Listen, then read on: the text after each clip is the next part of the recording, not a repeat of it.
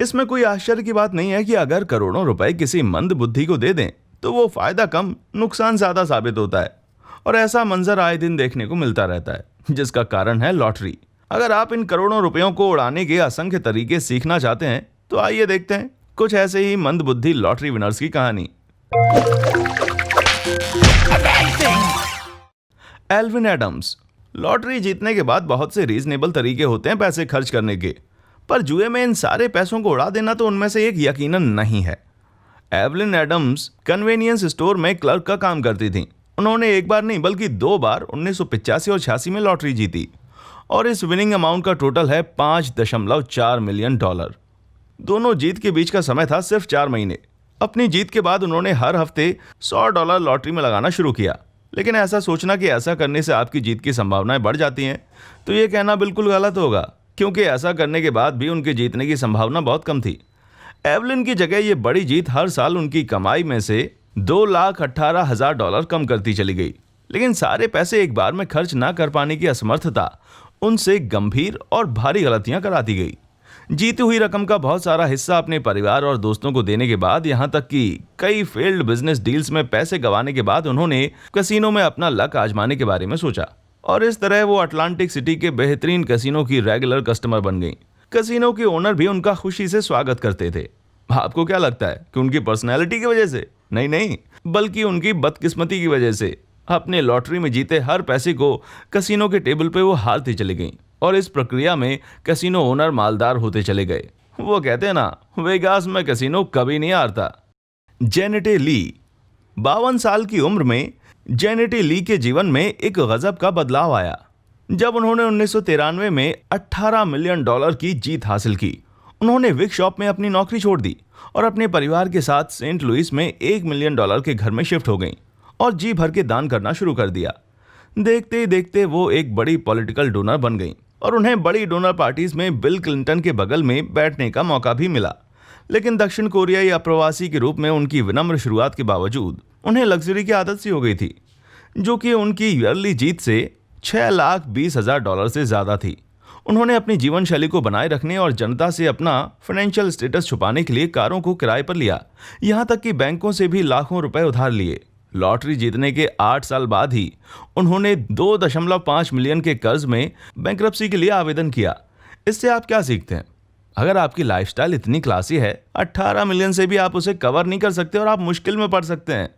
Dennis Rossi. 1996 में Dennis Rossi ने California lottery जीतने के बाद यह बात अपने पति को बताने के बजाय छुपाए रखी और एक स्पीडी सेटलमेंट के साथ तलाक लेने का प्रयास किया। लेकिन ना चाहते हुए भी लॉटरी की जीत की खबर डेनिस के पति को पता चली गई और अदालत ने फैसला सुनाया कि एसेट डिस्क्लोजर लॉ का पालन करने में असफल रहीं। यहां तक कि उन्होंने अपने वकील को भी अपनी जीत के बारे में नहीं बताया, जो शायद उनकी मदद डाइवोर्स प्रोसीडिंग के दौरान पैसों पर कब्जा करने में कर सकता था। पर लॉ के हिसाब से डेनिस के पति को पूरा 1.3 मिलियन का ये अज्ञात पुरस्कार मिल गया। बेचारी। अमेरिकी लोब्स। साल 2009 में न्यू जर्सी की एक कंस्ट्रक्शन कंपनी में को-वर्कर्स के द्वारा बनाए गए लॉटरी पूल से जब अपनी वीकली टिकट खरीदने के लिए ग्रुप में एक मेंबर अमेरिकी लोपेज को भेजा तो अमेरिको आश्चर्य में था, क्योंकि ग्रुप के लक ने अपना कमाल करके दिखा दिया। लेकिन उसे किसी कारण से $38.5 मिलियन 5 लोगों में बांटना सही नहीं लगा। इसलिए उन्होंने दावा किया कि उन्होंने अपने दम पर यह लॉटरी खरीदी है, जबकि उनके 5 सहकर्मी उन्हें अदालत में ले गए। तब यह फैसला सुनाया गया कि उन्हें सभी को $2 मिलियन का भुगतान करना पड़ेगा। इसे अमेरिको की बेवकूफ़ी तो आप कहेंगी, क्योंकि उसकी इस सेल्फिशनेस से उसे $14 मिलियन मिले, टैक्स कटने के बाद भी। बट उन्होंने एक्चुअल स्टुपिडिटी तब की जब उन्हें लगा कि उनके झूठ से वो किसी को भी बेवकूफ़ बना सकते हैं। पर मुझे लगता है कि किसी का विश्वास उतना मायने नहीं रखता जब आप $14 मिलियन जीत कर बैठे हों। बट पोस्ट ने 1998 में $40 के लिए एक अंगूठी गिरवी रखी थी और उन पैसे से उन्होंने एक लॉटरी की टिकट खरीदी। ये उनकी जिंदगी का सबसे बड़ा इवेंट साबित हुआ, क्योंकि उससे उन्होंने $16.2 मिलियन जीते थे। लेकिन हालात तब बिगड़ने लगे जब बट की ऑन ऑफ गर्लफ्रेंड ने 1/3 जीत के हिस्से पर अदालत में दावा कर दिया, और दावा यह था कि ये लॉटरी की टिकट उसने खरीदी थी। यही नहीं, बट के भाई भी उनकी जीत की रकम के पीछे थे। यहां तक कि उन्होंने तो बट को मारने के लिए एक हिटमैन को काम पर रखा था, पर लकीली बट बच गए। सोचिए उस साल का क्रिसमस डिनर कितना अजीब रहा होगा। खैर, मौत को इतने करीब से देखने के बाद बड ने घरों, कारों, एरोप्लेन और एक नाव पर पैसे खर्च किए। इन खरीदारों ने उनके फंड्स को कम करना शुरू कर दिया। यहाँ तक कि कुछ अनचाही आदतों के कारण बड को काफी कानूनी फीस देनी पड़ी। वो अपने कर्ज के पैसे लेने आए लोगों की ओर अपनी शॉटगन चला देते थे। यही नहीं, 6 तलाक की एलुमिनी कॉस्ट के कारण उन्होंने पैसे फूड स्टैम्प पे खर्च किए और $1 मिलियन से ज्यादा कर्जदार हो गए। Alex Thoth. जब एलेक्स टोथ ने लॉटरी का टिकट खरीदा तो उसे $13 मिलियन जीतने वाला था। वो उस समय उसके पास सिर्फ $25 थे। एलेक्स की पत्नी थी रहोबा और अपने एक्स रिलेशनशिप से उसके 6 बच्चे भी थे। यही कारण था कि उन्हें $25 को संभालने की बहुत जरूरत थी। लेकिन जैसे ही ये बड़ी जीत उन्हें हासिल हुई तो एलेक्स और रोडा उन दोनों ने लास वेगास में 3 महीने $1000 प्रतिदिन रेंट वाले होटल में रहने का प्लान किया।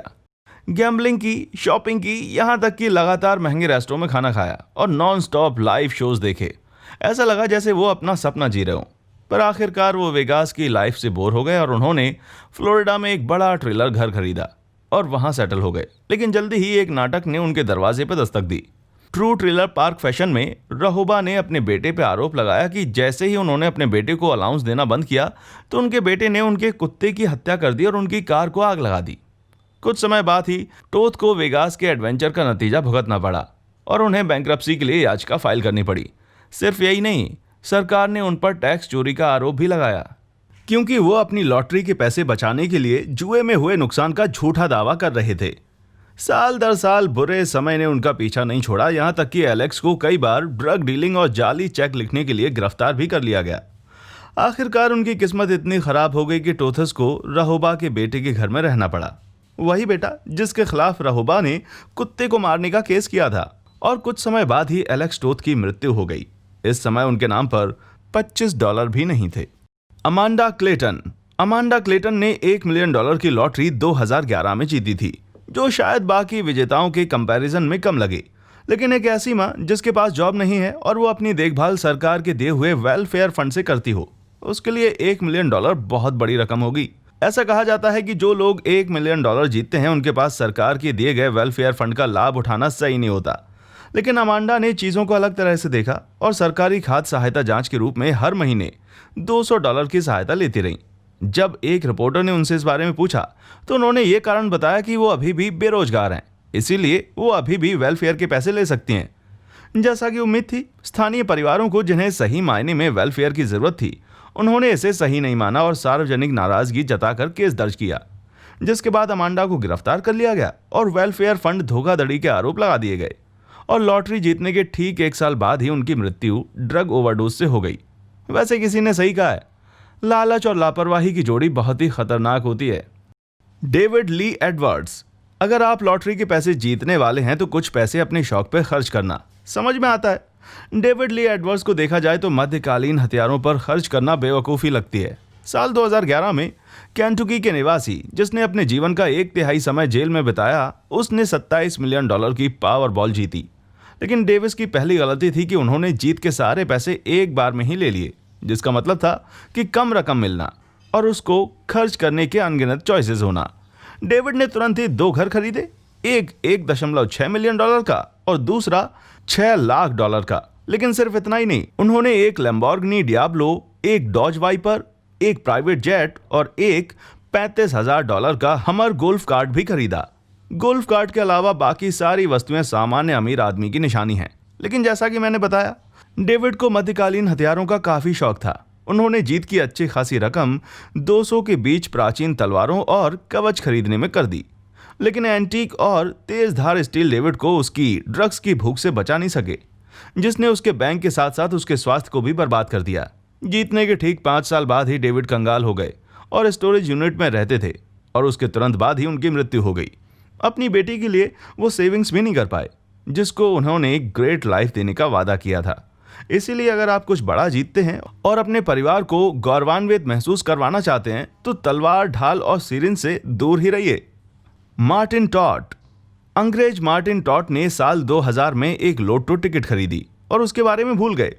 कुछ महीनों बाद जब टीवी पर लॉटरी शो ट्यून किया तब उन्हें अपनी भूली हुई लॉटरी की टिकट याद आई। लॉटरी रनर्स हफ्तों से विजेता को खोज रहे थे। तभी अचानक से मार्टिन ने यह महसूस किया कि जीतने वाले नंबर वही थे जिसे उसने खरीदा था, पर वो लॉटरी की टिकट उन्हें कहीं मिल नहीं रही थी। स्टोर, डेट और खरीदने का समय सब सही से याद होने के बावजूद भी ये कागज का टुकड़ा उनको कहीं नहीं मिला।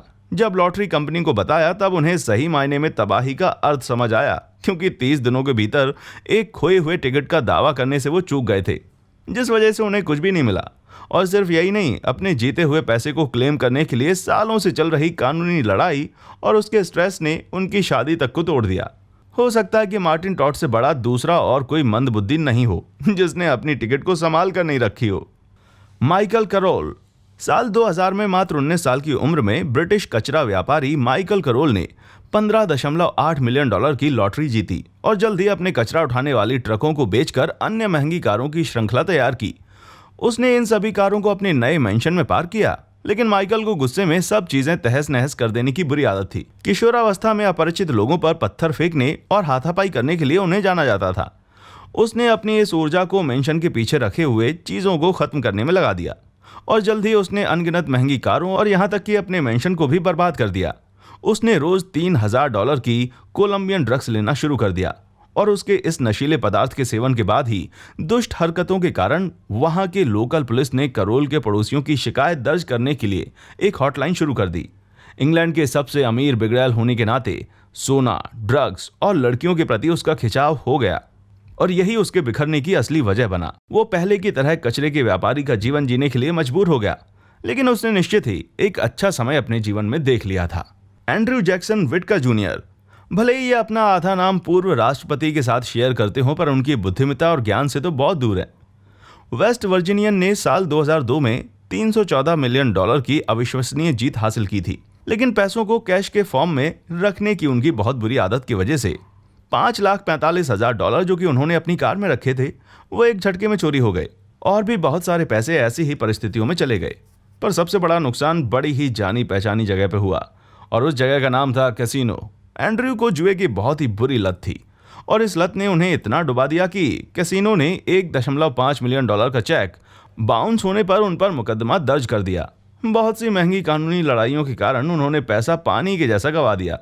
पूरे $314 मिलियन केवल 4 वर्षों में हाथ से निकल गए।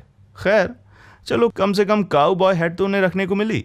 कैली रॉजर्स। बहुत मुश्किल होता है अपने आप को दिमागी तौर से लॉटरी जीतने के लिए तैयार करना, खासकर तब जब आप सिर्फ 16 साल के हों। लेकिन साल 2003 में 3 मिलियन जीतने के बाद 16 वर्षीय कैली रॉजर्स ने सोचा कि वो इसे स्मार्टली खर्च करेंगी। कुछ ही सालों में उन्होंने 4 घर, बहुत सारी गाड़ियां और कई महंगे बूब जॉब्स कराए, यहां तक कि कई अन्य कॉस्मेटिक सर्जरी भी कराई। उन्हें लोगों को उपहार में कार देने की बहुत बुरी आदत थी। जो भी उनके बॉयफ्रेंड्स उस दौरान थे, उन्हें उपहार में कार गिफ्ट कर दिया करती थी। मार्गदर्शन की कमी वाले अन्य लॉटरी विजेताओं की तरह उन्होंने भी सफेद पाउडर की लत को डेवलप कर लिया था, जो कि इंसान को सही निर्णय लेने में असमर्थ बनाता है। ये लत उन्हें बहुत महंगी साबित हुई। आखिरकार खुद को तबाह करने के बाद उसे एक क्लीनर की जॉब करनी पड़ी अपने बच्चों की देखभाल करने के लिए। उन्होंने कहा कि पहली बार उन्हें ऐसा लग रहा है कि उनके पास अब सब कुछ है, जो कि सच माना जा सकता है, पर लाखों पैसे होने के बाद कुछ भी नहीं रहना उतना सुहाना तो यकीनन नहीं होता। अगर आप लॉटरी जीतते तो आप खुद को किस तरह की गलतियां करने से बचाते? कमेंट सेक्शन में हमें जरूर बताइए। हमारा चैनल देखने के लिए शुक्रिया।